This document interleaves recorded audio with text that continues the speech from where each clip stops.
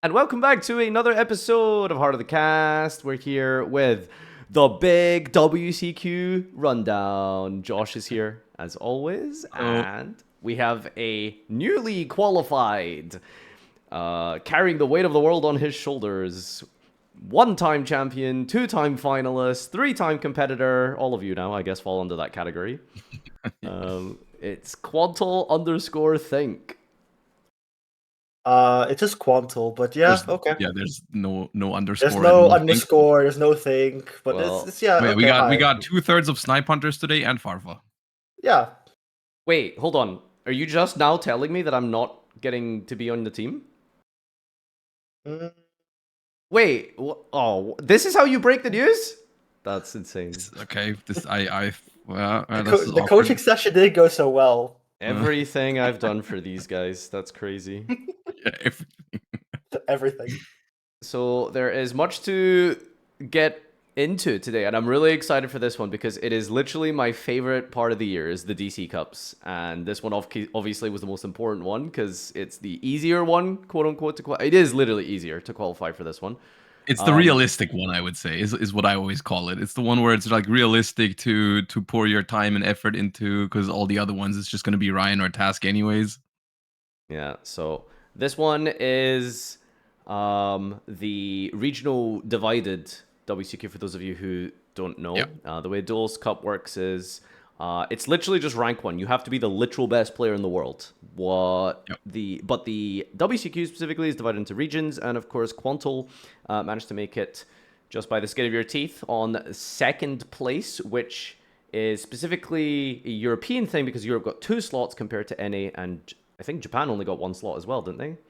I believe most other regions had 1 slot. Every other region has one. Yeah. Why is EU get 2 then? So Because it's Europe, I think. we don't have official like reasoning for it. Some people think it's because the World Championship is in Europe this year. Some others think that it's like so it started in 23. It started with 2 slots for NA and 2 slots with EU. And then because we won from EU, we were requalified for the next year, so they took 1 slot away from EU. Because last year EU had 1 in the qualifiers. What did Japan have? But now I don't remember that. I think it must have been 2. I think Japan had 2. Huh. I don't know. Maybe they're just like maybe they just felt like they couldn't find a way that works like every year, so they're just like switching it back and forth to make it more even for the regions. So is it still the same number of teams this year and last Yes, year? 12. 12. From what I know, it's 12. And first year was 12 as well? No, first year was 8, No, and then 8. they upped it to 12 because in the first year the DC Duelist Cups. Cup winners didn't qualify. Yeah. Yo, those first year Duelist Cup champions are crazy. Like they were just playing for fun. That's like literally for. I mean, there was Task nothing. still does that. True, yeah. Which is absolutely beast mode to win the duel. Was he wasn't global rank 1, was he? Or was it just Japan? I'm pretty sure it was global. He was global rank 1. That's great. My god. Like that's just incredible. I saw a screenshot of someone with more points than Task, but I think they lost it after. Like I think some Japanese player posted a screenshot of I feel like of 80,000 points, but they must have kept playing. I definitely saw an playing at 80k. I don't know because you want to get 90. I don't know. Well, didn't Task peak at like 89 in one of the DC Cups, and then he was like posting. He on tried Twitter. to get to 100 once. Yeah, I know that. I know he What? did like get really high and then tried to get even higher and then fell a little bit. But like he's been trying to get to 100. Do you think there comes a point where you get so high in the point ranking that you don't gain 1,000? No. It's always. I think it's coded 1,000. in a way where you will get 1,000. What I'm wondering is how much points can you lose? Because at some point, capped. Is that capped? Yeah. What's the max you can lose? Pressure's 12. 1,200.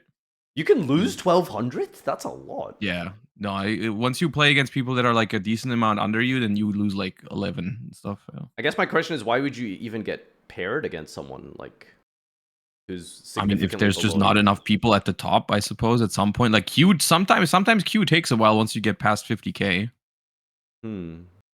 Interesting.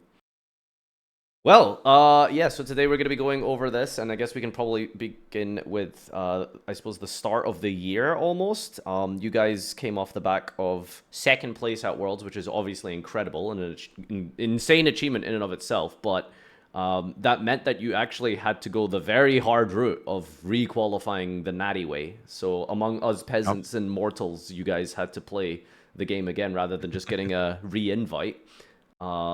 So I guess what was the plan off of the back of Worlds? Did you have a plan, I guess?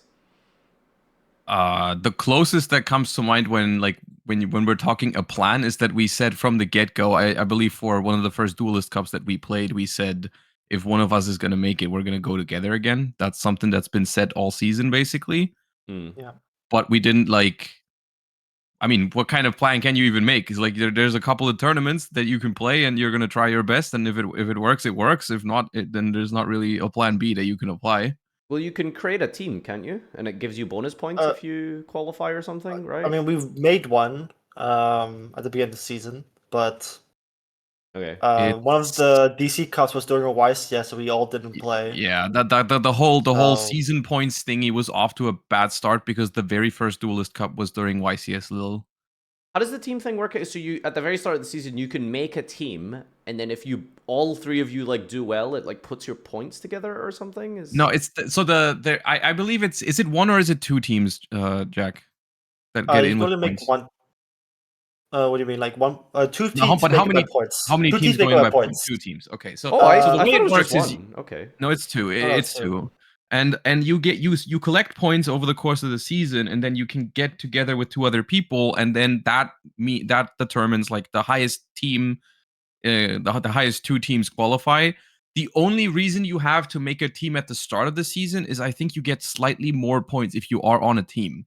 So they incentivize like making your team beforehand, because what ends up happening in practice anyways is people just don't get on a team, collect their points, and then at the end of the entire thing, they look for other people with high amounts of points so they can guarantee that when they go together, they will have the spot.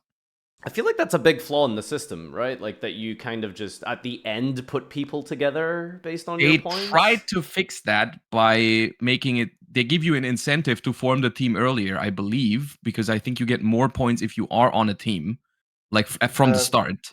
Yeah, for each DC Cup, you get more points. Yeah, so But it's like not that much, right? like I 200. agree with you. I believe they should just let people commit to a team in the beginning and just be like, and then you can't find other people. But then the problem is like, what if you don't do that? Like, what if you start with the second Duelist Cup? What's gonna happen then? I do like the idea of it being. I mean, because like historically, TCG, that is just how that works, right? It's a well, I say historically, it's only really been like that for 4 or 5 years, but like it's a season-long quest type of thing, right? Like you're collecting your points over the course of. Oh, it's 8 years at this point. Has it been that long since the point system? The first one was 2017. Yeah. Yo, GOAT format was 35 years ago. That's crazy. We're getting old, Jesus.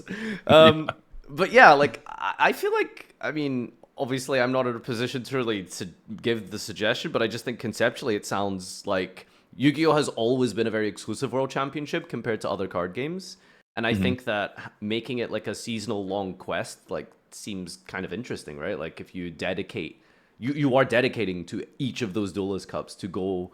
To the World Championship. I think that'd be kind of cool, right? Like if they were to increase the multiplier that you gained from Duelist Cup points, like if you're on a team, it just coalesces all of your points together in a higher number. I think that would be kind of cool, right? It incentivizes a team for the year. I don't know. Yeah. I agree with you. I think that'd be cooler. I like the idea from having points to begin with. I like the fact they're doing that because what you said, like especially because it makes it like less bad if you get second in a Duelist Cup, let's say, right? Like you're not going to feel as terrible. Like it's still worth grinding even for like a top 100 or top 50 placement because you're going to get those points. And if you can do this consistently, but you're just not lucky enough or you just can't win one, then you might still be able to get in via points. I would prefer if it leaned in more on the team aspect because as of now, I think there's certainly not enough incentive for it because people are not doing that. At least from last year, I believe. I'm 99% sure that the people that went as a team, they just got together at the end of the season. Like I definitely remember people like online looking for other people with a certain amount of points so they Looking could for group together. teammates. I remember No, they RJ they looking did for that. one. They posted like, hey, I have this many points. I need like I've done the math. I need 2 people with this and that many points so we can qualify guaranteed. So if you have this many points, like hit me up. And then I think that's how they did it. The only caveat is you still have to be from the same region. I'm pretty sure you cannot team Yeah. with Oh, like yeah, someone yeah, yeah. from another region. Which I mean, that does make it very very hard for anyone. I feel like outside of Japan, which is just like that's just a fact at the moment, is that Japanese people are definitely like getting a lot of points in these Duelist Cups. Like I remember for last year, the point rankings, it was not even close. Like there was not even any other region that could possibly send one. I'm pretty sure. Like, for example, one of the Japanese players by himself has 5,000 season points. That's in Tasker's team. So what does that number mean in the context? Because I have no idea if that's big. I If believe- you get second place, you get 2,000 points. Yeah. Oh wow. So first place gets no points because they're auto invited, so they don't need to get any points. And second place is 2,000, and then it goes down. Like I don't know what the increments are, but like 2,000 is the max you can get in a Duelist Cup. So they had they have 5,000, which is basically almost max points, pretty much. Yeah. What is the position it goes down to? Is it 10th place? Oh no, you get No, points no, all the way top 100. 100. Yeah. Oh wow. Okay. Yeah. Because that's the thing I always found weird about Duelist Cups. It's like if you get like 9th in the Duelist Cup, that's still really fucking impressive, you know? They do get a fair amount of points, and that's why also you will see sometimes you will see people just aim for a certain like threshold. They know it's not going to be first, but they still stop playing because they just shoot for the points at the end. What if they make it like, especially in Asia and Japan, that's like what sometimes what people do. what if they make it like Balatro? Like if let me cook, okay? so that if I wonder where this goes. So if multiple teammates are in the top 100, it gives you like a big multiplier because you're both on the team and you've both or all three of you have like consistently done well in that Duelist Cup. So you just get like a big multiplier in points if all three of you top 100. Thoughts? Yeah, Oh, this that's is what just you season would points. this is what you would do if you want to basically force everyone to pick a team at the start of the season. Which is like fine if you want to pursue that goal of like people try to Making it a grind as a team. thing. It does kind of it does come with some problems because what do you do with the people that like let's say they missed the first Duelist Cup? Can they just no longer compete in the thing because like they didn't make a team at the start of the season? Like how do you handle that? Well, sort isn't of? that the same argument as like, well, how do you handle the TCG points if you miss like a YCS, especially in Europe because it's like we have 3 only, and you know, I guess you No, can... but like, can you still make a team like later? Oh, yeah, I suppose like those You small can. intricacies would have to be like ironed out. Yeah. It just like But yeah, I mean, they tried to do some. Like, I don't know exactly what the multipliers or the bonuses are if you make a team at the start of the season. I don't know how much it matters at the moment. I believe the reason why people don't do it is simply because they don't know if every single player is going to perform on every single Duelist Cup. So they would rather like keep the option open to just pick people that did perform. So I suppose the incentive is not big enough, but there is something like that is there. I just don't know how valuable it is. Okay, so you missed 2 Duelist Cups, I believe. I think Quanto also missed 2 this season, right?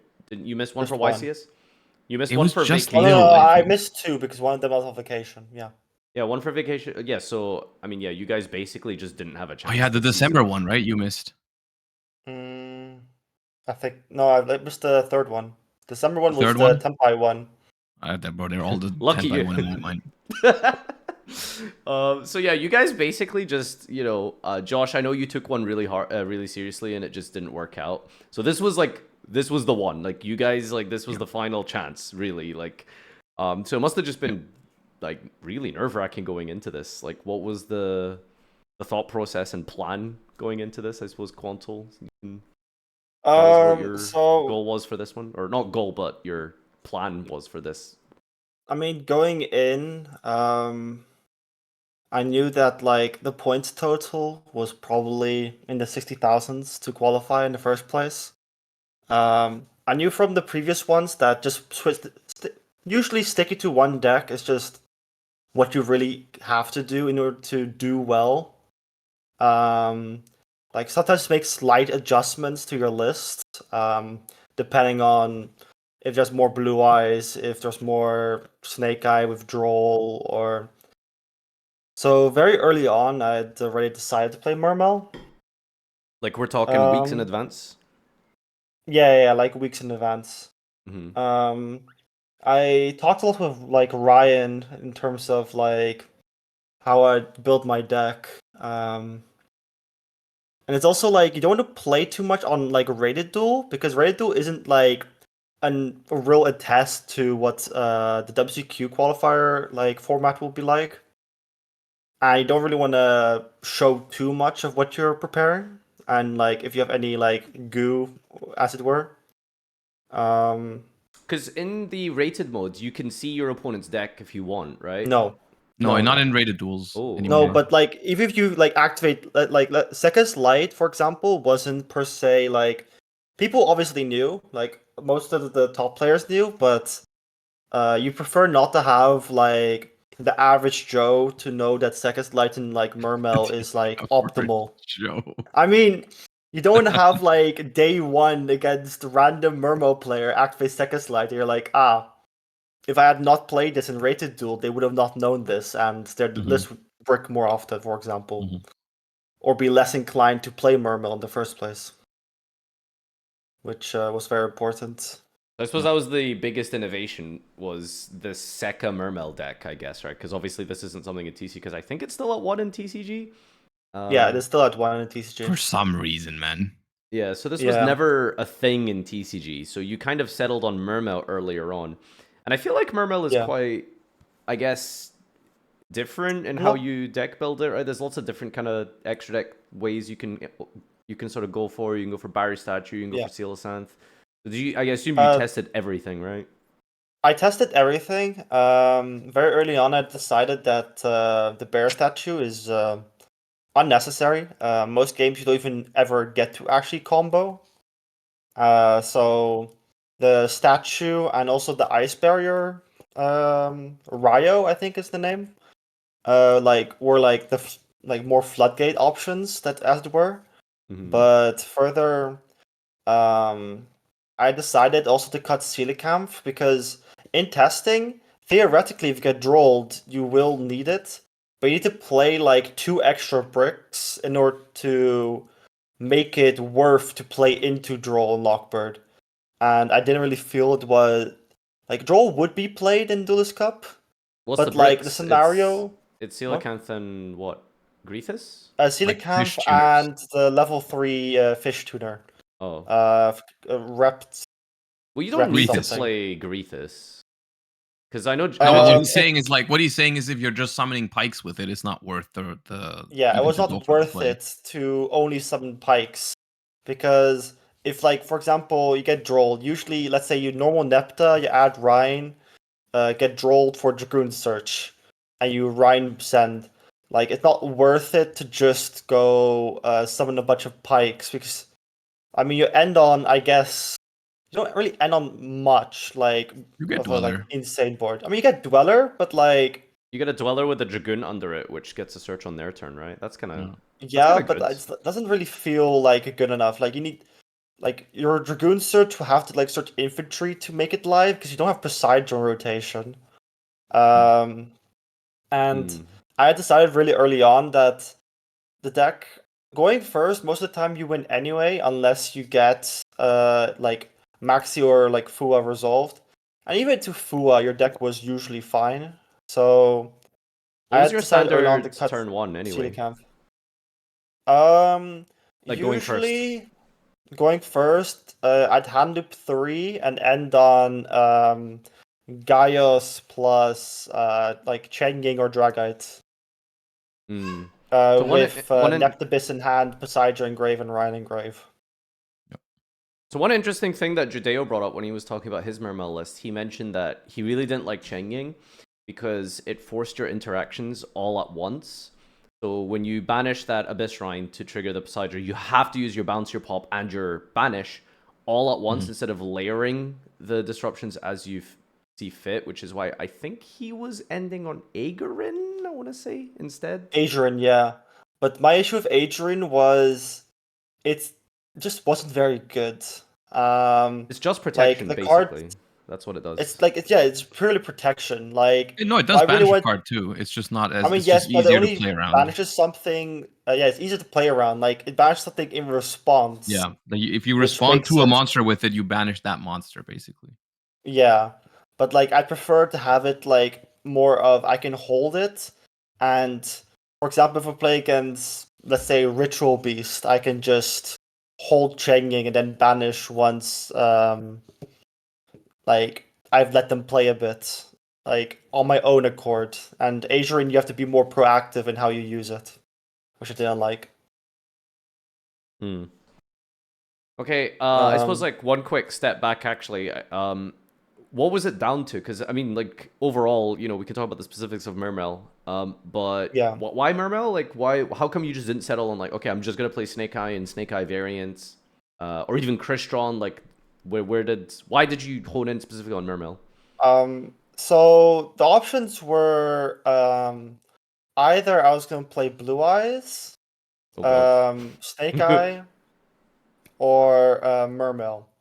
Uh, I did try branded for a bit, but I felt the gates for branded, for example, would take too long most of the time. Um, with like going second, like you're forced going second to just wait for like a Snake Eye player to full combo, and you're not certain if you can break the board like until you see your last top deck. So you Yeah. have to like you're just wasting a lot of time waiting to see if you top deck a play. And then otherwise, if you don't top deck a play, you're just wasting time. That's So something that I experienced a lot with Memento when I was playing lists that had Droplet or Super Poly in it. Because even though those cards were winning me games, it was always like I could never just save the time. If my hand was like, let's say my hand was not great, so like my engine alone will never beat the Snake Eye combo, and they're performing the combo. I'm always like, but what if I draw Super Poly? I gotta sit here. But of course, the odds of me drawing it are not great. So I'm like usually sitting through the combo and I'm not able to break the board and I just concede after I see my draw.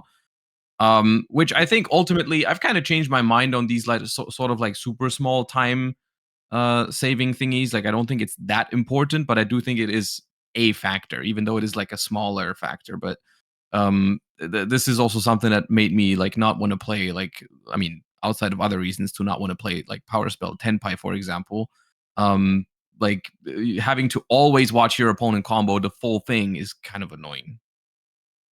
Yeah, and further, I've also felt that but isn't Mermail in a going similar sort of position going second, right? Like you don't have that many hand traps, and you kind of like sort of have to try and break the board, no, and wait your well, the turn thing patiently. is, this only a scenario against Snake Eye, where usually against Snake Eye, you go through the mini game of, okay, do you see a hand trap? No. Okay. Do they make zombie vampire? And do they mill Rhine? If they don't, you could just leave. That is like how simple it was as Mermail. But Because it's just otherwise, like if you against decks that make Appaloosa, you just like don't have to sit like unless your yeah, hand is like completely custom. But even I can't even think of a 5 card custom Mermail hand that beats like a 3 material apple plus whatever is next to it. Kaiju. uh, Kaiju, yes, but well, Kaiju gives you the same kind of problem that I was just mentioning. Like, yes, Kaiju yeah. is going to win you. Like, if you don't open the Kaiju and you sit through the combo, there is like a 10% chance of you drawing a Kaiju or whatever. Hmm. Only. And Yeah. also like Kaiju was terrible going first, where I wanted if I did get like Maxi resolved or drolled, I'd rather have a hand trap rather than the Kaiju in my hand most of the time. Hmm. Um, Okay. where like also the main reason why I did choose Mermail over the other decks is when you did go first, people would actually like scoop. When like against Branded most of the time, people would just let you play Brandon because Brandon kind of lets the opponent play a bit. And the games drag out a lot more than for Mermail, where okay, you minstrel your hand. Okay, got rid of your one Nibiru and you have no more hand traps. You're gonna Yeah, no, leave, right? majority of Mermail games end in a scoop. Like, it gets in the most games by far. So if it has like a similar win rate to other decks, then it should be better. You're just bound to win more games. Which also took me over like Blue Eyes. Blue Eyes is like consistent in what it does and has a lot of hand traps for going second. But I just felt that it was going to be the most represented deck, so you're just bound to play a lot of mirror matches, which I didn't really feel were too. You couldn't really decisively decide it with like skillful gameplay. And Blue Eyes was such a Mermail, I weird deck. felt I really did like Mermail into Blue Eyes though, because Mhm. like Poseidra on its own dealt with a lot of interactions from the Blue Eyes deck, which was very important. I mean, it like forces Spirit and Drill Beam just by itself, right? Pretty Yeah, much, yeah. yeah. Mm. Blue Eyes was such a weird deck for this Duelist Cup because I remember we talked about this with Judeo last week, and both Judeo and myself, we didn't really expect Blue Eyes to be that popular or that successful. And I guess we were both pretty wrong because I'm pretty sure Blue Eyes is the deck I played against the most in this Duelist Cup, like even more than Snake Eyes, which I thought was surprising. Um, but it was just there, and it's not even like I was farming it because it wasn't good or anything. Like it was still doing fine. Like it is a solid deck. It's Yeah. just not very like polarizing, as it were. It's It's just pretty fair, quote unquote, all things considered, but it's still yeah. pretty good at what it does, I suppose. And it's really like the plus point was that deck into like a Fua loss is like Yeah. really good in like giving 0 draws and still setting up 3 or 4 interactions, which Yeah. was very How do important. you in general feel about your approach of doing Fuvas and Nibs? Because I did the same thing. We talked about it before the Duelist Cup. We were like, okay, those seem like some of the best ways to beat like the combo decks in the format.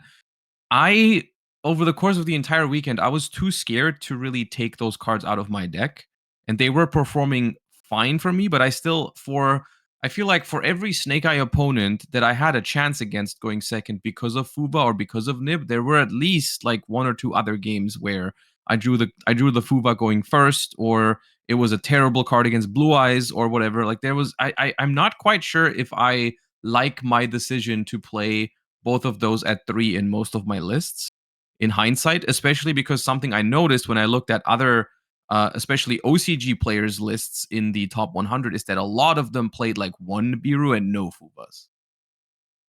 I personally liked it for Mermail because Yeah. Mermail's the type of deck which is very degenerate in how it plays. In order to like, I want my like non-engine cards to be like turn skips, as it were. Mhm. In order to force my opponent to pass on the half board, which is very important.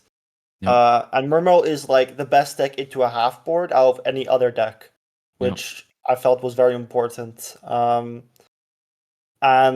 I mean, I didn't like if you drew Fua going first, it was usually fine as long as you drew playable. So if you Yep. drew a Neptibus, most games where you did draw a Fua or like a Yeah. random hand trap, your Yeah. opponents would have scooped before you even like would have mattered. Mhm. So and also because of Sekka, if you did, for example, get drolled after Sekka, you just have like very likely drawn multiple hand traps. So just passing was fine. Mhm. Yeah, I can see that being the case for Mermail. I don't know if it's just something that struck me as weird when I saw all the Asian duelists like Snake Eye and Crystron lists, where most of them were playing like max one Nib, max one Fuva, maybe for crossout. And it was just like it was weird because it was just something I didn't really consider to be an option, even because I felt like it was just not going to get you there consistently against the other combo decks in the format. But I suppose with how popular Blue Eyes was, I guess the importance of those cards was not as high because like 50% of the time you're going first, and then there's still when you're going second, there was a decent chance it was Blue Eyes or some other deck that isn't Snake Eye, I suppose. And also, I mean, both cards being absolutely terrible against Tenpai, which was less popular than I thought, but still there were some. So I I don't mean, know. In most people hindsight, played maybe. Tempide. Hmm? I mean, Tempide wasn't a problem for Mermail, Yeah, so. yeah, yeah. For Mermail, not. Yeah. I guess you didn't really mention Snake Eye too much because I feel like that was like the deck to beat and the deck to play, and it sounds like you didn't even really consider it. And Josh, you played it a Mm, little bit. I But played it. Yeah. I guess like you must have identified something very glaringly obvious as a flaw Well, in Snake Eye my that made you not issue play with it? Snake Eye is obviously the deck was, I mean, if you are able to go first, it's broken. The deck is like a lot of engine, but it's also in a weird way kind of bricky in the way of there's a lot of redundant cards and a lot of bricks you don't want to draw.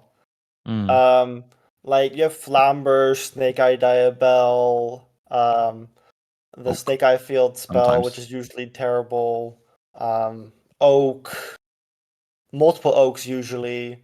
You can draw multiple Millenniums. You can draw Fuva going Yeah, first. Yeah. there's like so many cards in that deck that are terrible to draw going first. Or if you go second, you're very likely to not have drawn a hand trap. Because you're playing more than 40, so you're less likely to draw your Maxi Fua. But you do play Droll, which is also completely terrible to most decks in the format. Yeah. But you're forced to play it because it's going first really good if you do get Maxied or Fuad. Mhm. So like a lot of your engine is built to so that you can combo. But if you do go second into a Blue Eyes, and you open, let's say, Fua Droll or Droll in as it were, you just it wouldn't do anything and like stopping their plays in the slightest. It's definitely weaker into half boards than Mermail as well, but I do think it was still a solid deck. It was doing Oh, completely fine for me. for sure. It was doing It's like a completely really fine good for me. deck. It's just I Yeah. didn't like it in the way it's like Hmm. polarizing games. Yeah. The biggest breakout for me from this World Championship qualifier is the big kind of almost shock that Crystron has caused. I don't think anyone expected Crystron to be anywhere near as good as it was. Mhm. We talked about it last week, and we kind of agreed that it was a solid deck. It was decent. Yeah. But Task got rank 1 with the deck, so already that in and of itself is a crazy achievement. But statistically, looking at the top 100 deck breakdown, which I guess I'll leave a link to in the description down below for those of you who want to see all of the collection of the data, Mm. there was 20% representation for Crystron. So out of the 100 players from the data that's been collected, 20 players got that far with Crystron. Yep. That's very surprising, and I assume both of you didn't really prep that deck. Or at least not to the extent you would respect it, type of thing. I did prep it, but less than everything else that I had prepped, simply because Crystron also came out relatively short notice before the Duelist Cup. But like I told you last week, I had a list that I had ready for the Duelist Cup, and I basically before the tournament, I only left the decks in my deck editor that I was considering to play during the Duelist Cup, and Crystron was one of those decks. It was a very different list than from what the most of the Crystron players in the cup ended up using, because it was like just basically another Millennium deck, because they use Zombie Vampire as like a way to increase your ceiling and your also consistency, because it can hit your Crystron cards. Which was also something that I then ended up adjusting my list to, because I just saw the potential in it. But like I don't know how good my list was after all. I just came up with it on the fly basically. Like I played Crystron before the Duelist Cup. I knew what all the cards did. I was very familiar with like most of the lines and stuff, and I was like confident in my ability to play it. But I didn't have like a super tested list or anything like that, and so I just um played it a little bit during the weekend with the Millennium cards, and for me it was doing just fine. It wasn't something that I was climbing with like crazy. Maybe it was because my list wasn't as prepared as the others were. Um, but for me, it was just doing okay, to the point where I played it sometimes, but switched off of it at other times. It felt very similar as it were to Snake Eye in a way, Yeah. but I felt it was kind of like a worse Snake Eye in how it played. I think looking back at it, I think there's some reasons where it performs better than Snake Eye in some ways. Like I think the existence of Tristaros makes it so you have a somewhat better plan B if you do get Maxied or Fuvad. Like, I think it's easier for I think Crystron to cluster pass. is the main thing there. It's like, yeah, you just get cluster, you have a Tristaros on the board. That is a way better half board than most Snake Eye hands can produce. Because like the only way Snake Eye can really make a half board is if you draw a Snake Eye card so that you can go like Snake Eye Ash into Poplar into Temple, make IP and pass. Like that's the only way you can ever make like a half board with Snake Eye. Everything else, I guess you can summon an Appaloosa. If you get Fuvad, you can just summon 4 monsters and make Apple. That's like what you can do. But then you have an Apple with 4,000 life points usually because you have to use the Millennium cards for it. And if you get Fuvad, you still have to give them 2 cards because you summon the Doom Dragon usually, and then like normal summon. And then your 4,000 life points, your opponent has 7 cards, and you have 1 Apple. I think the reason that Crystron might have done well in particular is because I feel it probably is likely to have been very good into Blue Eyes and specifically because of how Cluster interacts with like cards like True Light. Cluster into like the Blue Eyes matchup is good. But I personally felt that Crystron was too of a kind of bricky in a way. Because obviously you don't want to draw too many Crystron cards, because the Crystron cards in high amounts don't really increase your ceiling and don't really help you going second. They help you play through specific interaction. Like if your opponent decides to interrupt something, like Ash your inclusion or Valor your soul. Which one's the one that sends to Solfador? Solfador. So like if they interact with those and you have the cards already, then it helps. But on their own, if your opponent just lets you play, extra Crystron cards don't really help much. Yeah. I mean, yeah, I also saw some people starting to play like Mega Fleet near the end of their extra decks. Which Mega Fleet? Is that the 9? The one Mega Fleet is the one that contact fuses. What is it? Is it any Cyber Cyber Dragon? Any Cyber Dragon monster plus a monster extra monster zone. That's funny, man. Oh, so like turn 3, you turn your Infinity into like a... No. They turn their opponent's Infinity into it. Yeah. Oh, like, wow. I saw like... Is Cyber Dragon Infinity a Cyber Dragon on the field? No, so Mega Fleet does not require the card Cyber Dragon. It requires any Cyber Dragon monster. Cyber Dragon monster. Right. Yeah. So you use Infinity plus any Crystron. Or anything. But it only works if like you can only fuse 2 of your opponent's monsters if they put the Infinity not in the extra monster zone, right? Yeah, but usually let's say your opponent has SP Little Knight in the extra monster zone and the Infinity down in the regular monster zone. Then you can just fuse both. I feel like most Crystron lines just put the Infinity in the EMZ, just because the deck doesn't really link much unless you have to start with like Clockwork Knight. But it's like, yeah. I think with the Millenniums, like good hands can put up bodies so that SP is kind of standard as part of the end board. Yeah, sometimes they probably make like an early SP to insulate from Nib better. Yeah.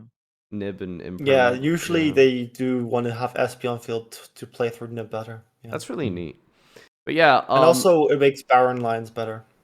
No. I was looking through the deck lists, and I guess one thing that I get pretty much everyone just standardized was like it's crazy how like they all sort of just come to the same conclusions. Like every single Crystron list that I'm looking at in the top 100 lists, like all of them playing Millennium, no Kashtira, no Horus. Yeah.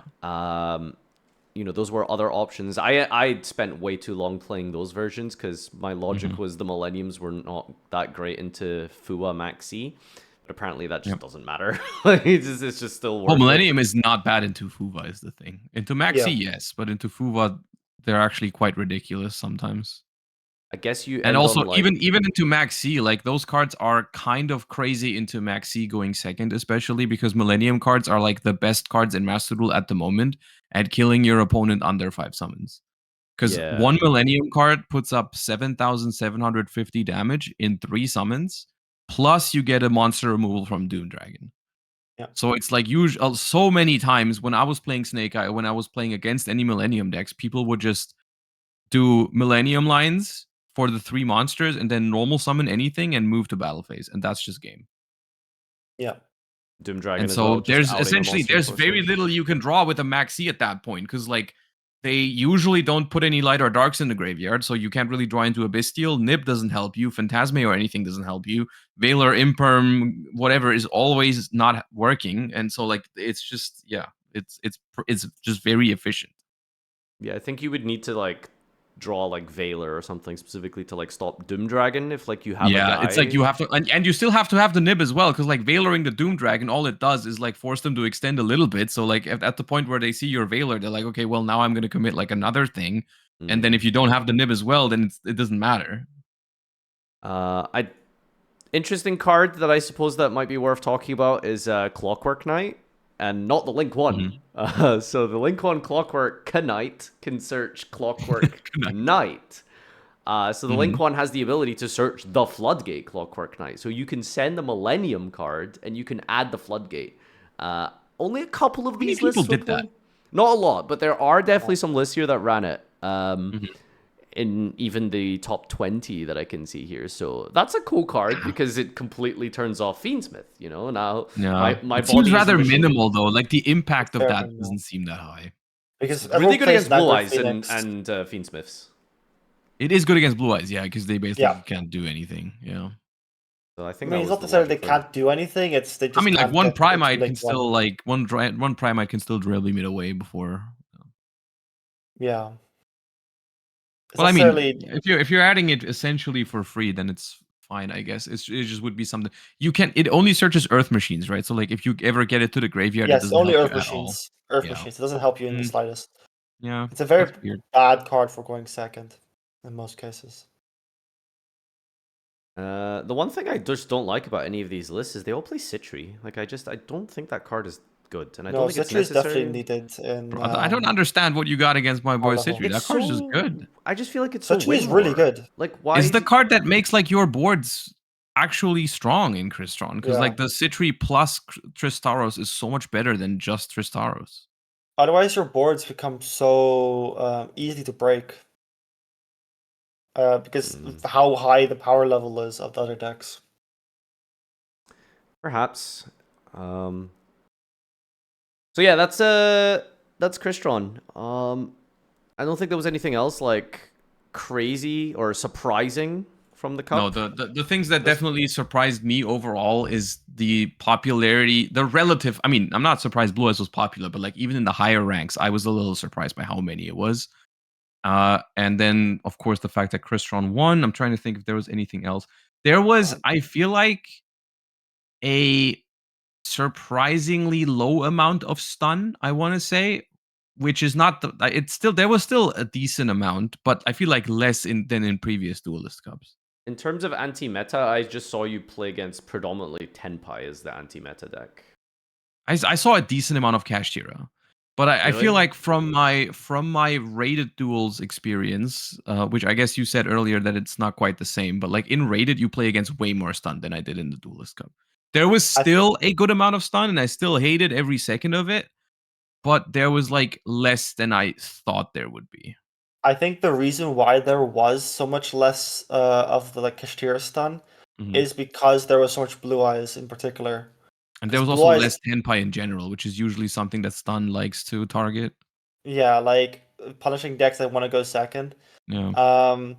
Like the main thing is, I think Blue Eyes is such a good matchup. Like has such a good matchup against those anti-meta decks such as Kashtira, Stun. Yeah, Drill Beam and Majesty are just like so good. Yeah. Like you get to the same thing. I noticed the same thing with Crystron as well. It was so nice, man. You have one cluster, those decks just don't win anymore. Like those decks just completely destroy those stun decks, so that's why you don't see them in the higher ones. There was, I think, 2 Gimmick Puppet in the top 100. Bro, I played against so much Gimmick Puppet, man. Did you? It was so... I played... I mean, dude, I said this in a way that makes you think it was like 20. It was like 5 or 6, but even that is way too much in my book, man. It doesn't feel like a format for it, right? Like maybe it might have a good matchup against Mermail if it like goes first or something. I don't know, man. I did play a few, but I only lost once.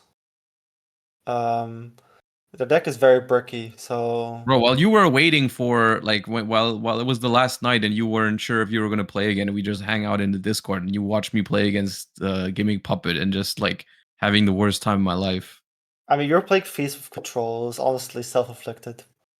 Isn't that good against the deck? It should be, but the friggin' field spell. Field spell is so. Wait, does it affect the grave? unoutable. Like, can Huh? you can still like bestial their gimmicks in the grave, right? You can hit the horror. Yeah, I could. but, I like- prevented the FTK, but I just couldn't kill their shit. Oh shit! Wow, that's They ashed my Because the deck's not Requiem, and battle. they ashed my Requiem, and so I didn't have Moon anymore. So all I had was a bunch of Bestials, and their field spell just said everything's unaffected and nothing can die by battle. So I just died. It took like 10 turns, but I couldn't interact with anything they did. yeah. It was pretty funny.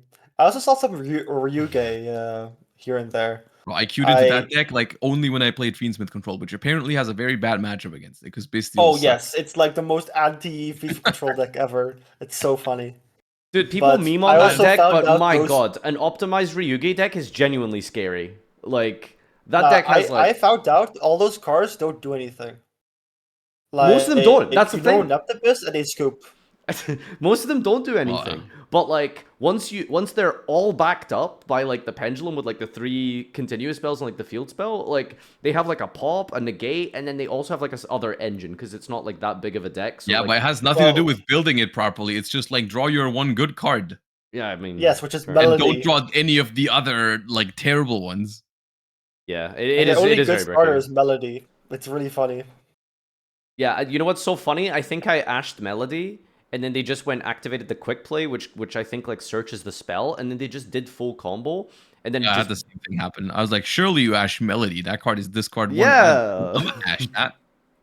oh man, I don't Oh, know, you're man. supposed to, yeah. No, I and think then you just died. wait for the field spell, don't you? This is No, Well, you're if too I late had for known that. it was It's Rio too late by Get, then. then I maybe would have, but I just didn't think much of it when I saw the Melody card. I didn't know that It's was a too thing. late once they usually have too much. you seem very proficient in Ryugi. I've played against it. So I had to read all their cards, sadly. But I found out their quote unquote. You don't have to read all their cards just because you play against Shen-Shen. it. Oh yeah, Well- Shen was a I suppose relevant card this weekend. Blue Eyes players were making. Oh yeah, some Blue Eyes players made it. It was so annoying when I was Oh. playing Memento. I think I beat all the Shenshins that they made against me. There was always a way for it, but like it was always annoying. This is news to me. I didn't see a single Shen-Shen. It was like Really? 2 or 3 times that it happened. So not think- not often comparatively, but like it happened a couple times to me. Also, to be fair, you're not gonna make Shen-Shen against Mermail. Like, I mean, they're not gonna know your Mermail, and they just Well, go yeah, they're not first. gonna know. Yeah, but even then, it's like it would be Yeah. a vanilla. Well, that's the thing. Like even against Mermail, Shen Shen only banishes card from field, so you can still discard. You can still send from deck. So Yeah. it seems pretty nice for Mermail. Tell us about the weekend. So the day-to-day breakdown. Obviously, you guys are very familiar and have experience with it, so you guys know what goes in terms of prep outside of the game, sleep schedule, food, supplies. What'd you get up to, Quanto? Like, did you got like a crate of Monster or like Uber Eats vouchers? Like, what was the setup outside of the game? So on the Thursday, I went grocery shopping, got all my food for the weekend. Did you like cook Went to throughout the bed. weekends? Hmm? Did you actually cook, or was it like ready meals and stuff? Or... I made cook. I just made food. Let him cook, dude. Okay. Like, you have enough. Like, it's really funny Yeah. where like Duelist Cups, you don't actually have to play 24/7. That's You why I can love just- it. Honestly, people have this misconception where like you have to grind like 14 hours a day, and it's like, yeah, maybe if you're bad, like me. No. Like, I mean, okay, 14 hours a day is somewhat That is- accurate, I would say. some Yeah, but like that's like playing a new game that's been released for the first one. Like I don't know, like Yeah. you guys ever get like a new video game that comes out? You just marathon no. that shit for the Yeah, weekend. yeah, Like, I get love that. I get that. yeah. I agree. It's not that bad. It's just like with the way you said it. I think it would make more sense if you said something like people have the misconception that you have to play like 24/7. Yeah. Because I Yeah, think that's like- more like it. Like I think that's what people make it out to be. They're like 72 hours. People play. People don't sleep. Like, I saw Um, like the Sam video from like today where like he said he only slept 2 hours in the like first night, which Well, I think is insane. And yeah, again, like no disrespect, but it's like if you're not as good as you guys, you like mathematically you yeah. need to play more games, right? Like The issue with that, Maybe, but it's also, I think that is just, it's not just that, it's also just, I have done that in the past, and it's just something you need to learn that that's not the best way to go about it. It's like, yes, this is why I think some of the criticism of the system is valid, is because that's, some people will interpret it this way and will have unhealthy behavior like this, because I think that's what they have to do. It takes a while, it takes a couple of experiences with this sort of system to understand that that's not what you're supposed to do, because playing more in those sort of situations does not actually net you more points, because most of the time when you play super tired, guess what? Your win rate goes down. That just happens. yeah. Like if you think about it, like logistically, let's say you stay up an extra hour, while tired. In that hour, you're more likely to lose. Like losing one game will make you take like an extra game to catch back up to where you were every time. And if you're gonna misplay, the way you're doing well in these like WCQ or DC cups is by winning games you're not supposed to win. And also But if not you're losing games losing you're supposed to win. also not losing games you're Like not not throwing supposed games to that you lose. should be winning based on your So if you RNG. start like throwing the games you're supposed to win, you're obviously not going to win the games you're not supposed to win. So you're just ending up reducing your win rates, usually going on a loss streak. For example, on the Friday, I played for an hour too long and ended up like losing 6k from, I think at some point I was at 33 and went down to 23. Like that's the far from ranks, bro. 2 What the hours hell? That's from the day one. Australian outback, man. That's the boonies.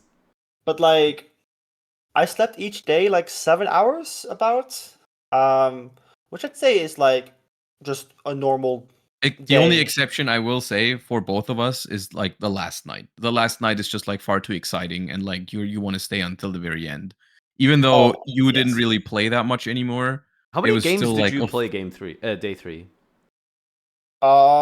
Day 3, I started at about 45,000 points. Oh, so you actually had quite a lot ahead of you. I think I played about 50 games in total. That's a lot, yeah. Okay. throughout the day you were hovering like 50 to 55 for the majority of the day, I remember. Yeah, I was like at 50 for like a little, like I remember for 2 hours straight I was like bricking like almost every game. So like, and after that I did get my win streak finally, which like streaked me up all the way to like the first spot. Yeah, tell us about those last games that you played. Like, what was going on there? Like, were Bro you was getting gifted. lucky That's with what your? happened. Were Bro you was lucky? blessed. Were you lucky with your coin flips or? So like I started to like my last like few games I would win coin flip, normal Nepta, opponent leaves. Win coin flip, activate minstrel, pitch dragoons, opponent leaves. Lose coin flip, activate Maxi, Maxi resolves, opponent plays it to nib, I nib him, normal Nepta, he leaves. Man, it was crazy. At that point, I was like, my stream was live, but no cam, no mic. So I was just hanging out with Quantal and Emre and VC for like parts of it. And it was just like we were at that point where Quantal was considering to just like stay and wait if anyone would catch up, because like for some periods he was even in first. And so I told him like, you know what, like let's just see, because in the past like 58/59 has been enough to get second place. So like as long as like there needs to be two people that pass you, so let's just see how the others are doing. And then whenever Bronas was like one win ahead of us, we would like queue a game. And I was out there, I was playing the entire time. And every time it was time for Quantum to play, the thing that happened was he won the flip, he normaled Nepta, he didn't have an auto maxi, but the opponent also didn't have maxi, so the opponent just left. So that's what we did for like once an hour basically. So that's how we went from 58, or that's how he went from 58 to the 61 420 that he ended up at. It was just like there was no loss in between. It was just like, yeah. Yep. You didn't have to catch up. I think any it was games. I think it was one coin toss loss, and that hand was like Fuva Maxi Nib. No, Maxi nib. So Maxi resolved, he draws himself, plays to nip, I nip him, and then Oh, yeah, normal right. left Yeah. this. Yeah. And he left. Damn. Yeah, I mean, it Man. sounds like really easy, but the amount of time, effort, and prep and work that went into reaching that number in the first place, like you mentioned, Yeah, all of those it's more like that, right? I mean, we would have played more if we hadn't, or Quantal would have played more if we didn't have that sort of situation happen. Like in hindsight, I think I probably could have just kept playing and probably could have pushed to like 70k realistically. Yeah, but would that have been smart? I don't know if that'd been smart because it was definitely with a risk attached. Yeah, but like my win rate was really, really good. Yeah. Do you remember what time you stopped queuing? Or like when your last game was? I mean, when I originally stopped queuing, it was like 5 p.m. like It my was time. early. It was Oh, It wow. was early like on really Sunday. early, like 4 or 5 p.m. That was the 58 points, right? Like That was 58 points. At 58, you were first place with like I think no 50 one closer than like- 55. Yeah, and then people some kept point. dropping off and stuff. Yeah, and So like it no was one was like- really getting closer for the most part, and that's the point where I said, you know what, wait for a second, chill out, make a break. We're not gonna sleep tonight anyways. Like you can still play later as long as you chill now, but we might not have to.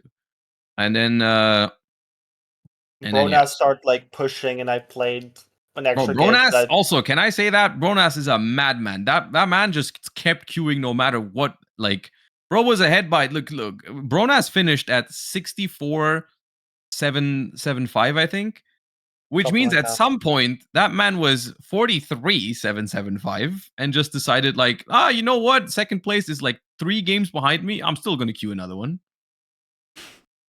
Yeah, I respect it. Which I respect it too. I just think it's crazy. That's well, isn't that like the crazy thing? Because like the rankings are not dynamic. They get updated once an hour, and even then they're not like completely accurate. So if you see that your opponent is like 2 or 3 games behind you, they could just have a Quantal situation where they just queue like 3 games, win instantly because their opponent scoops, and like before you know it, by the hour, you check the ranking and they're like 2,000 ahead of you. They've just slingshot but then it you can because still play. Also, then you're still second, which still qualifies. Yeah.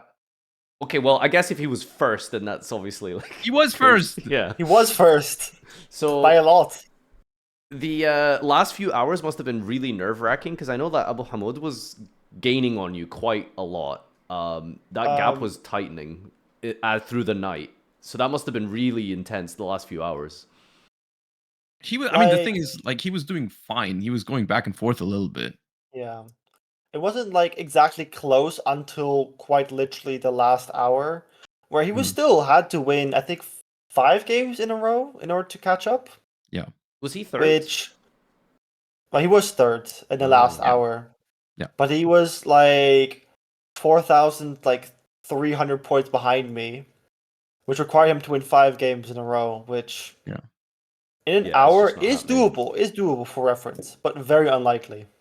That was basically where we were in a call and we talked about it, and we were like, I think at this point, I think if Abo has an insane run and just wins 5 games in 1 hour without dropping a single game, he deserves it.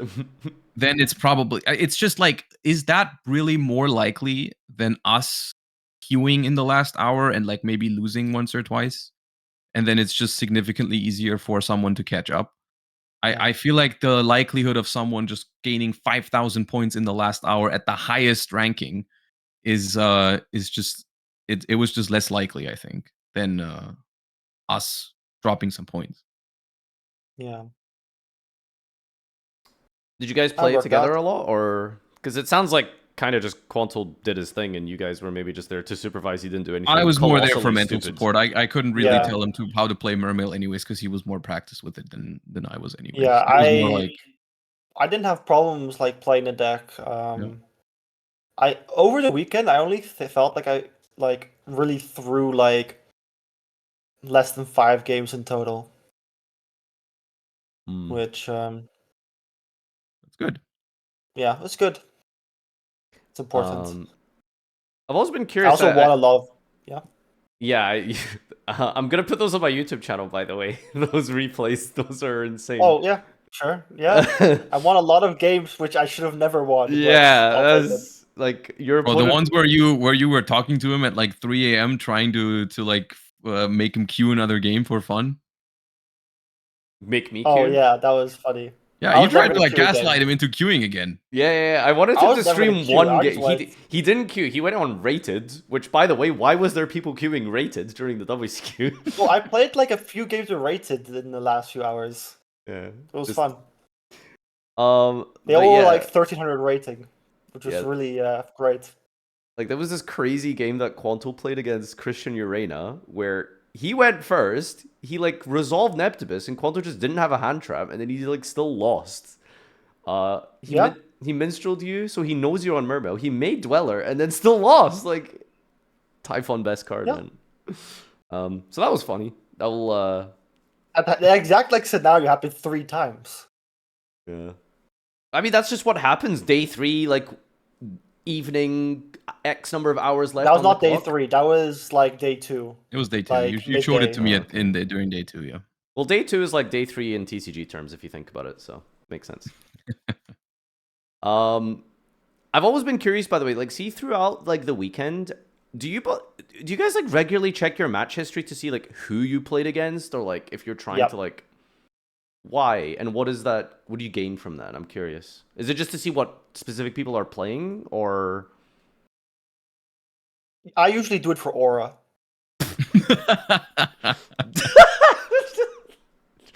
Like I saw like you know have I sometimes just defeated a talking YCS shit. champion? Just sometimes it's just talking shit. It'd be so I, funny. I did that very rarely, I think. I did it the most on the last day because after a lot of games, I just wanted to see if I just won or lost against someone from the EU competition. When like people that were chasing Quantal, basically. Like whenever I played Oh, against so the you were the branded, guinea pig to boost his account, basically, if you think about it, right? So like no, I was just seeing how the others were doing, basically, Yeah, right? Like yeah. if I played against the branded, I wanted to see if that was Abo, if they just gained 1,000 or lost 1,000, and so on and so forth. That's or also throughout the entire weekend, if I played against Mermail, I checked if it was like Quantal or Judeo. Did you because guys I knew play they were against each playing.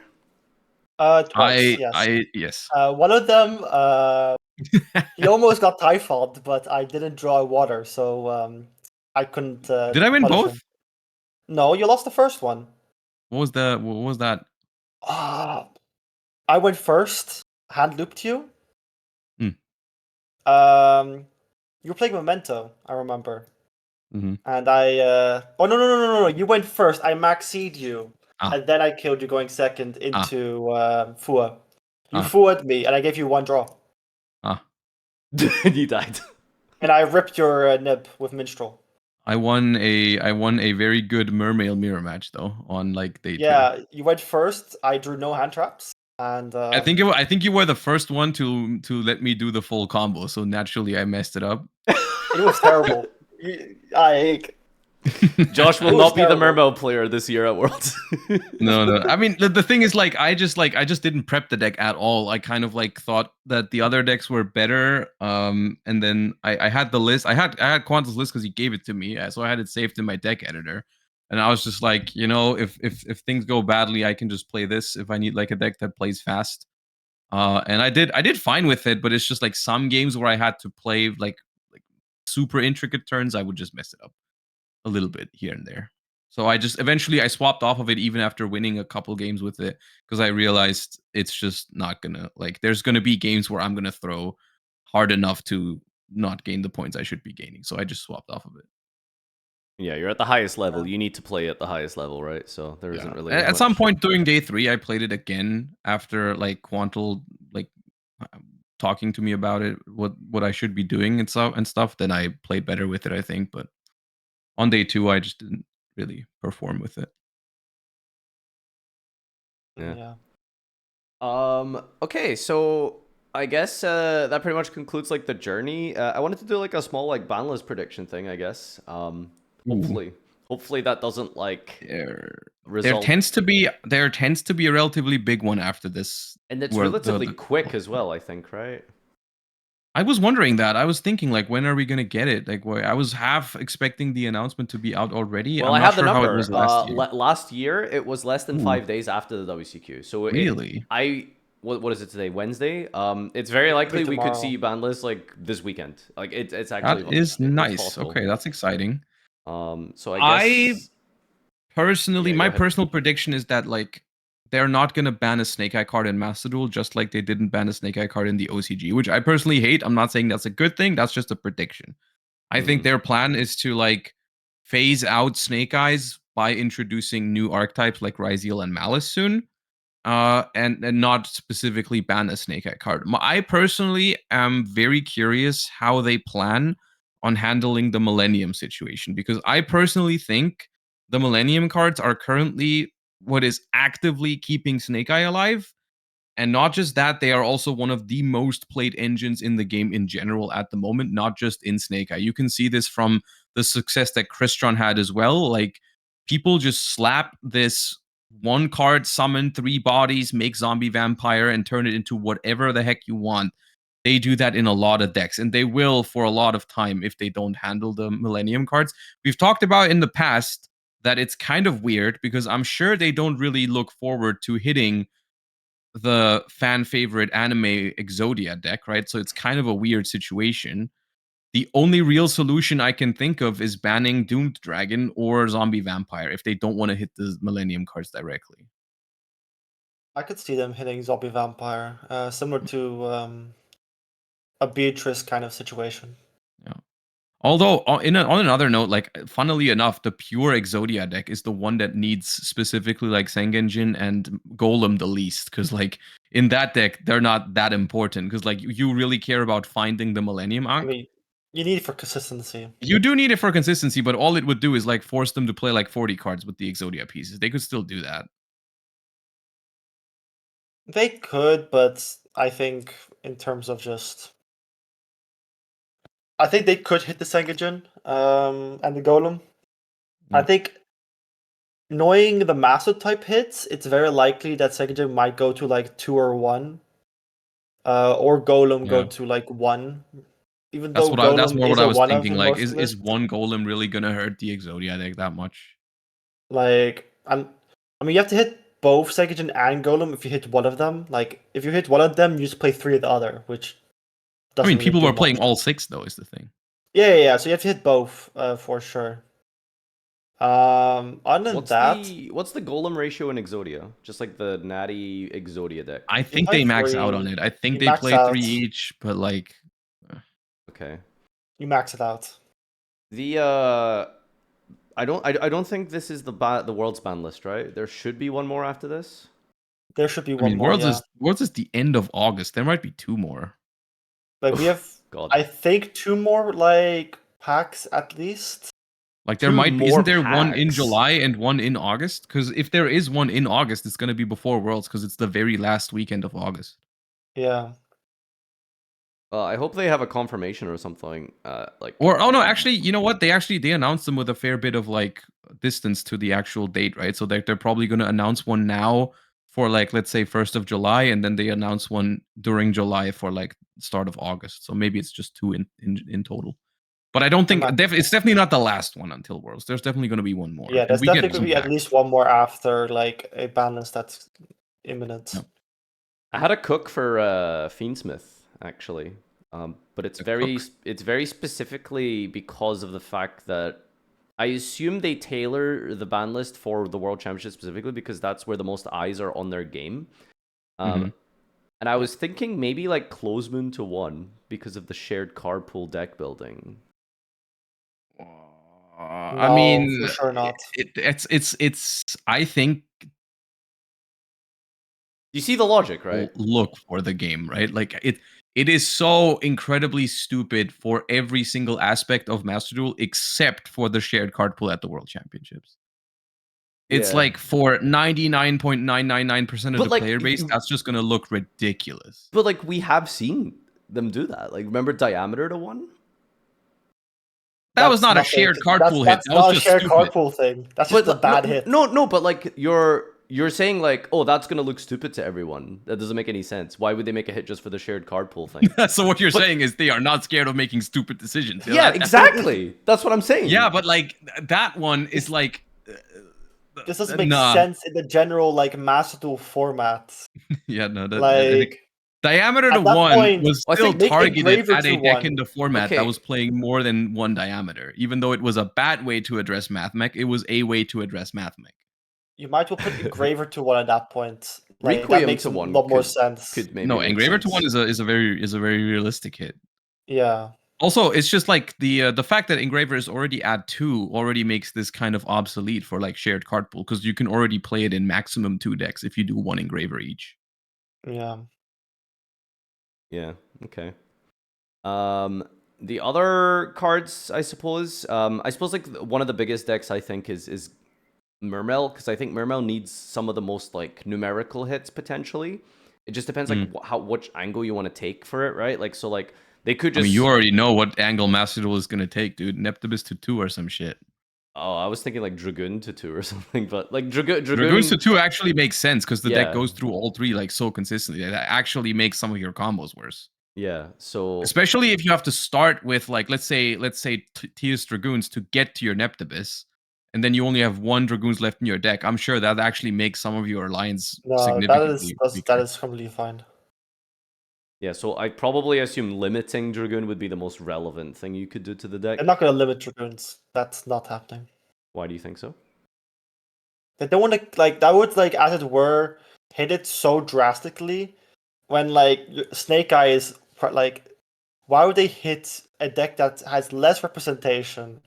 Dude, I By a was gonna lot. say the reason why they're not gonna 2 Dragoons to 1 is because it makes too much sense. Well, I don't know about you, but I'd I rather mean- play against Snake Eye than Mermail. Like, oh, it depends on my Yes. mood, I guess. Like at least Mermail's fast. I don't know. But you also you're saying that in the making the assumption that they care more about the player experience or like how a deck feels rather than the representation. I think they care a lot more representation about and win rate is what they representation. look at the most. They for sure look at representation win rate, and Mermail didn't actually like perform that like insanely well. I think Snake and like Blue Eyes are most likely to get hit. It might be very likely that like Ether Barrel or something along those lines would get hit. or do No, loads. I don't think so. Those cards are still in the card shop, right? I also think they want Blue Eyes to win Worlds. I think nothing's happening. Can you imagine Nothing the White major. Lightning? Can you imagine the White Lightning animation being the final blow at the World Championship final? Like they want that shit to be there. I I mean, think so yeah, too. but like I think the Maiden to 2 and the Sage to 2 is what they were willing to do for now, and I think other changes might be happening afterwards. Is my personal prediction. I'm happy to be proven wrong on this one because I think a slight nerf to the Primate engine would be very appropriate because I feel like that's what I'm most worried about when I'm playing against the deck. That's what makes their openers feel like unfair and unbreakable sometimes when they have like both the Primate and the Blue Eyes cards. When it's just either or the other, then I'm always fine with it. So I think it makes a lot of sense to hit the Primate cards a little bit, and eventually they'll probably do it because they don't want to hit like the core Blue Eyes cards because people love those, of course. But for now, I think they want this deck to stay around for Worlds. Yeah, I don't see any Blue Eyes hits happening. Not even Primite personally. But just back to Mermail real quick. So I think like the most obvious ones would probably be like Glacia, Minstrel, to be the cards that you would hit, right? I mean, I the see problem with Minstrel to those cards one. is that you have to ban them. It's just like, and the thing is, at that point, the deck has so many other ways to be played. The only card I Which think is that would fine. actively it is fine. I think the best one is actually Minstrel. If you I think want to Minstrel just to one could make sense. Minstrel to I one. think honestly, like I can see Konami put Minstrel to one. Why one? If anything, that's because a lot of the Mermail lists were playing multiples. yeah, but that'd be such a terrible hit, man. I think I'd say it's most realistic. I personally, I don't mind Minstrel. I think my issue is like Glacia. It's like 2 whole cards. I think if you take Minstrel away, like Mermail kind of just doesn't have an answer to like Nib. Yeah, but that's good. A deck like that should die to Nib. Well, you only say a deck like that because it's hand ripping you. I think like looping 1 card and ending on like a decent board with interruption is like. But then you ban Mool and Glacia, they can still Trishula you and Minstrel you, so that's still 2 cards gone. and Yeah, then they can well- also just summon a barrier statue. Like the deck has a ton of Right, ways so to you're control other mentioning lines. so many problematic cards, right? Like I agree with you, but like I don't Yes. think so. That's why I don't want Mermail to be hit, right? I want like the barrier statue to be gone. No one wants that around. I agree, but like, do you think it's likely that they just ban 4 cards because they like do you think they have the foresight or like they go about it like, okay, if we ban Moulin Glacier, they're gonna play the barrier statue. Let's just ban that too. And then also, oh, if we ban the barrier statue, they're still gonna do like Trishula hand loops, so let's ban that as well. I don't think they're gonna put like 4 water cards on the ban list right now. I just think Which like is also it kind of shows how lucky we got in TCG that they had the foresight to ban not only Bahamut Shark but also Dweller. And Mermail is still decent in TCG. yeah. I just think that deck having a and quote unquote weakness to Nibiru is not even true because like I think you can still Moulin Glacier on summon 5 in 4. a lot or 4 in a lot of lines. So like you still have a chance to just snipe the Nibiru. Or Well, that's what I'm saying. if I don't it's think those cards. I would. Wouldn't you rather? Okay, so I guess. I mean, it's Actually, a you hyper. can't do it in 4 without Minstrel. the problem is that we're discussing 2 different questions. It's what would I rather see and what I think is realistic. Because what I would Yeah, rather see is yeah. them banning all the floodgates and hand trips. Like 100%, I Yeah, agree with you. because what I agree with you on is like, yeah, like I think it's not realistic, but I think that's a shame because I do think Mermail is a really fun playstyle. It's just like there are elements to it that can easily be dealt with if they literally just ban those problem cards, right? But it is a lot of problem cards because it's such a generic water deck, right? And I noticed that during the weekend as well, is that I was having a lot of fun and a lot of good games with Mermail where I was just using the Mermail interruptions. Like there was some games where I was just like ending on Gaios, or let's say I got Maxid or I got Fuvat, but the only thing I was really able to set up was like maybe 1 rank 4 or something smaller under Droll and Lockbird. And then I had like Abyss Shrine in the graveyard with a Poseidra that I put there, and I have like a Neptibus in hand that I set up.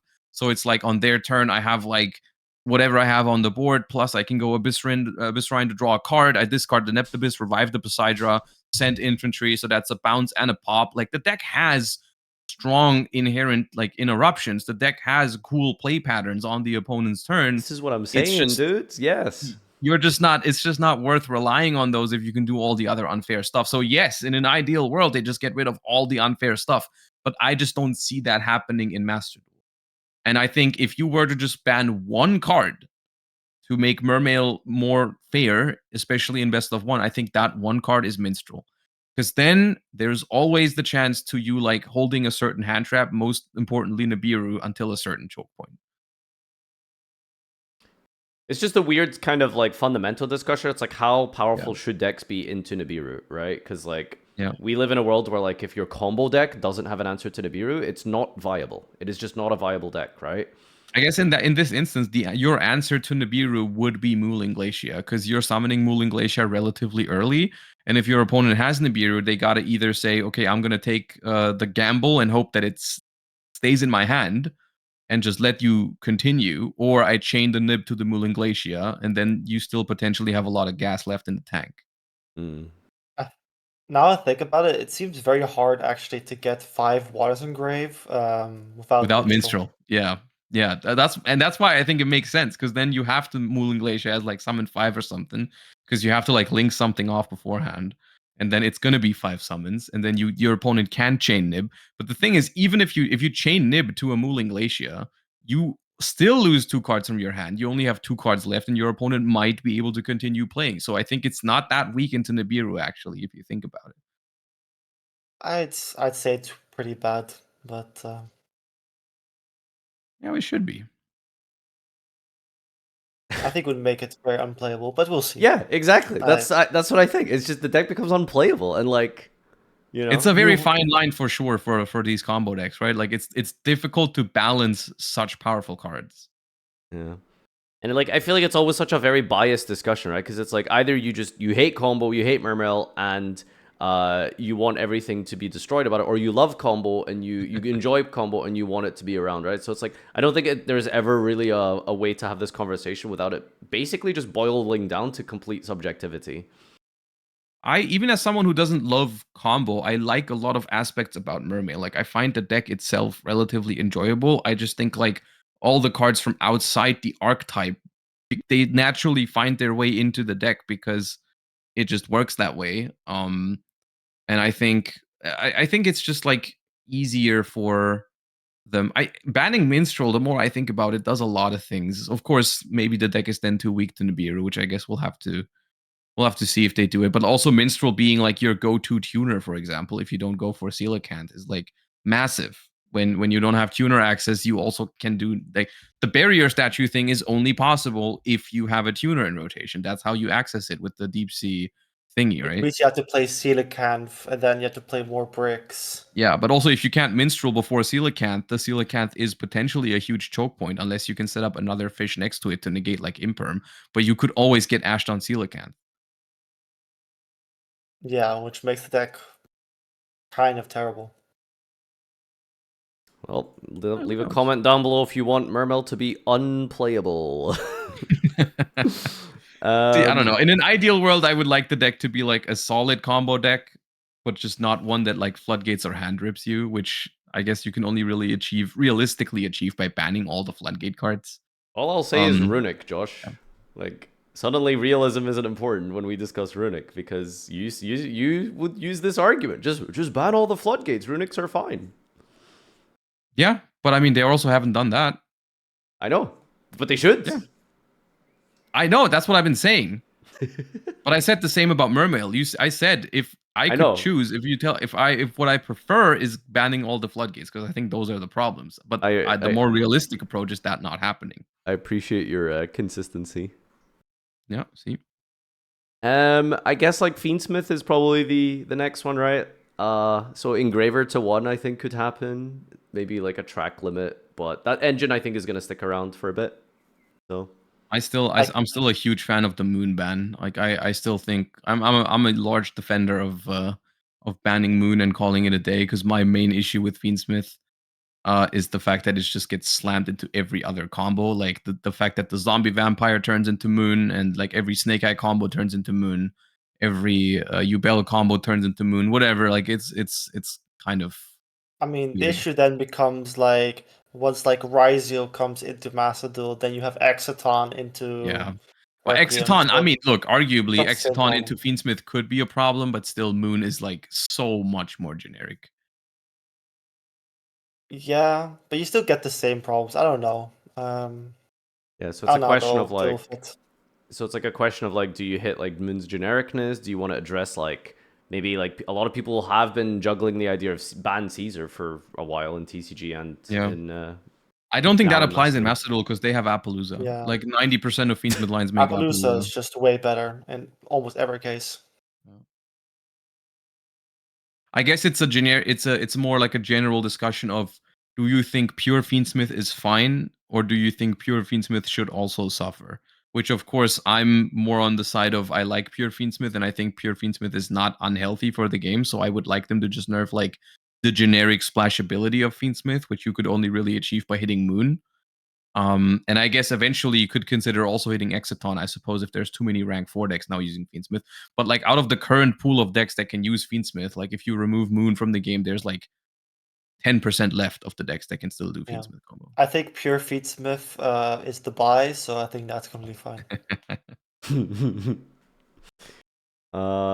Anything else you want to see changed, console? I mean, Maxi, tell him to ban Maxi. In an ideal world, I would have no Apo, but I doubt Apo is ever getting hit at this rate. Other than that, I feel like Appaloosa is a card where if they were going to hit it, they would have hit it by now, and it's just, I guess, yeah. I think it's just going to be a card that's going to stick around. It did go relatively late in TCG as well, I guess. Yeah, but like it was right about now that Apo was hit, like comparatively in like format wise. I mean, also Apo was just like, I think Apo is like at its peak popularity even that it's been for a while. Like there were some formats where you wouldn't see Appaloosa that often. Right now, it's just like almost every time. I mean, I'm just meta not deck looking goes forward to first. like Malice with like Apo legal and stuff like that. I mean, they still have it in OCG, and the Master Duel Banlist just seems to follow the OCG more than the TCG, which is a shame, but it seems like we are going to have to live with Appaloosa for a while. I'll be pleasantly surprised if they hit it, but it's... Is there Apple lines in Malice? Because I guess we never had that in TCG. Yes. Absolutely, yes. Absolutely. There's no All those restrictions or lines go locks to in that Apo. deck? It's there is a very harsh lock in Malice, actually, because the turn you use some of their effects, you can only summon Link monsters. No. If you use the banished, like for banished effects, you are locked to the links. Yeah, exactly. Very important. Very tough. It's tough to be a Malice player. The Cyber's deck like is you locked only into make Link links. monsters. Oh no. No. It's the okay, dark Apo? dragon meme. Yeah, that's a real problem.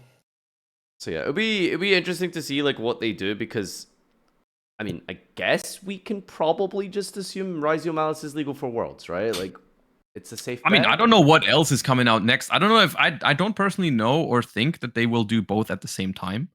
Yeah, that's it. I think they are like far too powerful to not split into like 2 packs. We have In 4 Master Duel, packs because up Master and Duel down. usually, if there's one really good archetype with a lot of good cards in one pack, that's enough reason for people to open the pack.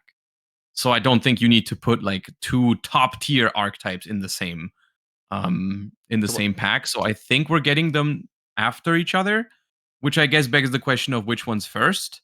And also, would they both be legal for Worlds? Because I know it's like every 30 days. I think there's should like be. if they do them right after each other, then yes. But I also don't know if they're going to do that. They might even space them out longer. Like they might do like one of them now, then like a less important pack next month, and then like after Worlds the other one or something. But theoretically, they could both be like one of them could be the next pack, and the other one the pack after that, and then I think they would both be legal for Worlds, because it would be like probably, when are we getting the next pack? Early July? I'm not sure. Yeah, for early July. Should be, right? So like early Like the July we 7th get or something. one of them, and then like early August we get the other one, and then end of August there's Worlds. So they would both be legal if they now drop back to back, basically. So it's possible. I think it'd be really weird if they split them before and after Worlds, right? Because I would feel like they would want those decks to be represented on the biggest stage. So would that mean like one of them would have to stick around all the way to next season to be Worlds viable? Like, it could, maybe, I guess. I don't know how important it is to them that like one of them is at the World Championship, but I think it's I'm struggling to think of another archetype that they would like to drop before Worlds rather than Malice and Ryzeal.